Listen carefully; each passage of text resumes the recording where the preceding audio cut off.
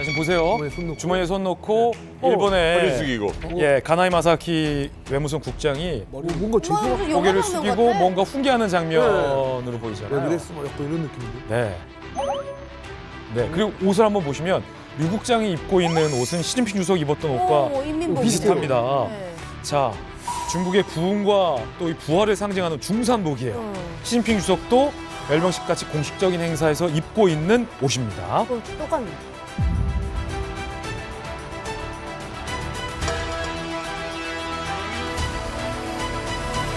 지난해 11월 18일이었죠. 중국 CCTV가 의도적으로 공개한 영상인데 네. 사실은 이 굉장히 화제가 됐었습니다. 왜냐하면 그때 당시에 류진숭 중국의 이 외교부의 이 아시아 국장과 가나이 마사키 일본의 외무성의 아시아 대양주 국장이 만나서 회담을 하고 나오면서 일본 측 외교관이 이 중국 측 외교관에게 저자세로 고개를 숙이는 듯한 사진과 영상이 이제 공개가 된 거거든요. 예.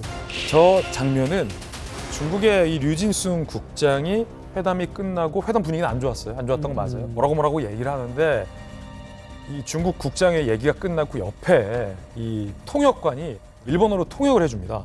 그런데 잘 안 들려서 주의 깊게 작은 목소리로 통역관이 얘기를 해서 주의 깊게 들으려고 통역관 입 쪽에 이 일본의 이 가나이 마사키 국장이 귀를 갖다 댄 거죠. 이쪽으로. 이쪽으로. 그렇지. 귀를 갖다 댄 이렇게. 거예요. 근데 이걸 갖고 CCTV가 그 장면을 딱 잘라요. 인사한 것처럼. 그리고 통역이 끝나면 다시 동등하게 고개를 듭니다. 근데 동등하게 고개를 드는 장면은 편집을 하고 아하. 이렇게 스틸로.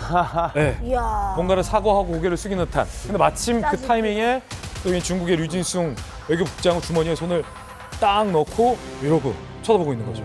그러니까 사실은 사회주의 국가나 옛날 소련 그리고 요즘 북한에서도 이런 거 많이 해요. 네. 누구 키가 더 크다? 누가 더 위에 있다? 그럼. 누가 더 지그시 내려다보고 있었다?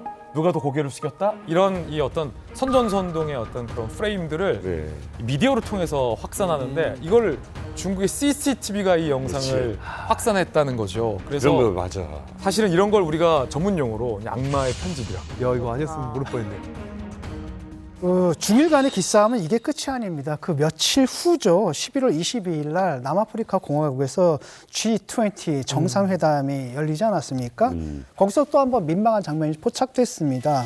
그 정상들이 이제 기념사진을 찍는데 중국의 리창 총리, 그다음에 그로부터 한 2m 정도 떨어진 자리에 다카이치 총리가 있었거든요. 그래서 네. 둘이 잠시 눈을 마주쳤습니다. 그냥 바로 돌려버려요. 둘 다.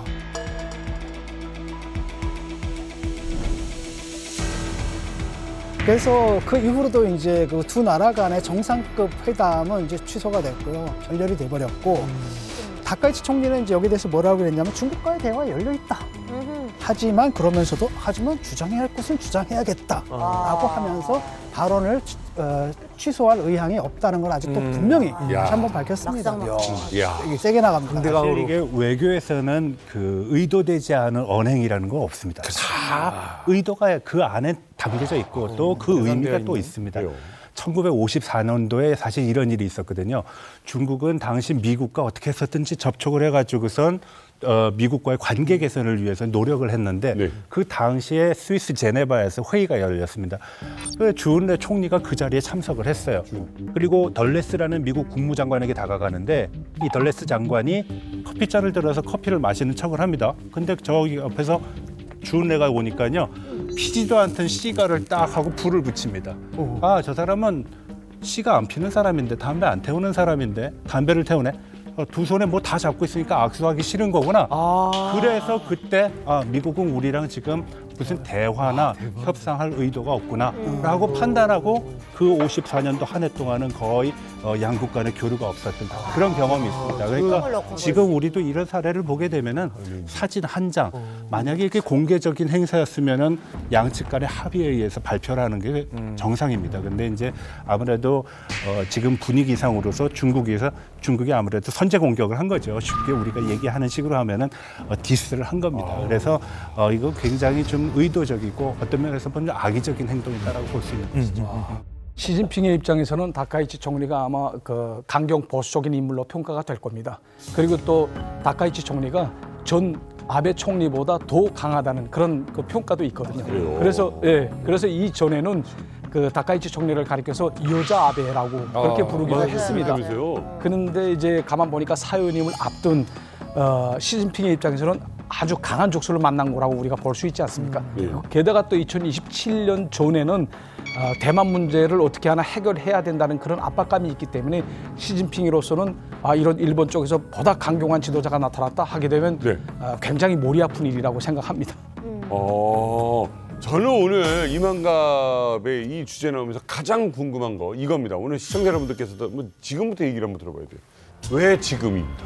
네. 자, 일본의 다카이치 총리 취임한 지 얼마 안 됐고요. 분명히 뭐 경주 왔을 때도 그렇고 막 친근하고 우리 대통령이랑도 뭐 어디랑도 빵긋빵긋 웃으면서 잘했어요. 활발한. 그런데 왜 갑자기 이 타이밍에 대만 이야기를 꺼내고 중국과 이렇게 척을 지느냐? 먼저 이제 일본의 정치, 국내 정치 구조를 좀 아셔야 돼요. 일본은 지도자를 우리처럼 직접 뽑는 게 아니라 의원 내각제이기 때문에 의원들이 뽑습니다. 그 집권당의 총재가 이제 그 총리가 되죠. 그러다 보니까 이 의회 내의 의석 그러니까 구성 비율 있죠. 이걸 굉장히 민감하게 생각을 해요. 그러니까 이른바 과반이 무너지면 총리가 나가야 돼요. 그 이시바 시게루 총리 같은 경우에도 과반이 무너져가지고 물러났지 않습니까? 지금 이시바 시게루 전 총리가 이제 물러나고 이제 다카이치 총리가 올라간 그 시점이 이 자민당의 지지율이 땅을 치고 있었대요. 게다가 또 과반 의석 붕괴됐죠. 특히 이제 쌀값이 폭등을 했는데 맞아요. 이게 가장 큰 문제예요. 쌀값이? 자민당의 보통 몰표는 농촌에서 나와요. 농촌. 근데 자민당 입장에서 봤을 때는 몰표가 농촌에서 오는데 쌀값을 내릴 수가 없어요, 그걸. 삼중 딜레마예요. 그래서 다카이치 신임 총리 같은 경우에도 자민당의 지지율을 올려야 되겠죠. 그러면 내부에서 해결할 수가 없다? 그러면 가장 쉬운 방법이 뭐냐면 외부의 적을 찾자예요. 그래서 지금까지는 쉬쉬쉬했던 불문율이었던 중국과 대만 문제를 건드렸습니다. 네. 그러면 많은 분들이 저렇게 심각한 문제를 건드렸으면 다카이치 총리와 자민당의 지지율이 폭락할 건 아니냐 네. 이잖아요. 웬걸 폭등을 하고 있어요. 더 좋아요. 애국심. 그러니까요. 지금 녹화일 기준으로 해가지고 이 자민당과 다카이치 총리의 지지율이 80%가 넘었어요. 야, 70 됐다는 얘기 듣고도 놀랐네. 80. 이야. 게다가 이제 그 일본에서 다카이치 총리의 새로운 별명이 생겼습니다. 뭐냐면 완판녀. 다카이치 총리가 들고 나온 100만 원이 넘는 고가의 가죽 가방, 그리고 일본 브랜드의 펜. 주문량 폭등을 하고 있습니다. 나도 저 펜 달라, 나도 저 백 달라. 그만큼 이제 인기를 얻고 아이돌이 돼가고 있다는 거죠. 그렇죠. 근데 듣다 보니까 그 지지율 70, 80%? 80%왜 놀란지 모르겠습니다. 저는 100%입니다. 상압적인 거. 그러네. 저는 100%입니다. 그러네. 좋겠다. 독재 잘해서 좋겠다.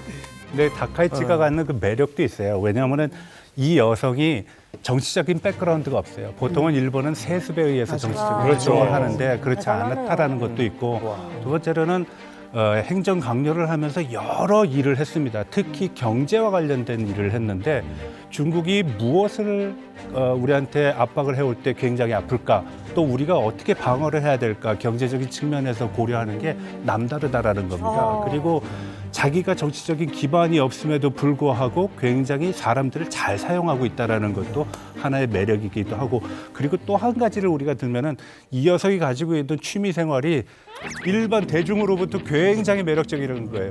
오토바이를 몰고 다니죠. 아주 마초적인 감성은 여자들한테는 못 느끼는 거라고 생각했는데 그렇지 않고, 헤비메탈에서 또 드러머를 칩니다. 네, 그리고 방송에서 나와서는 사회자를 해요.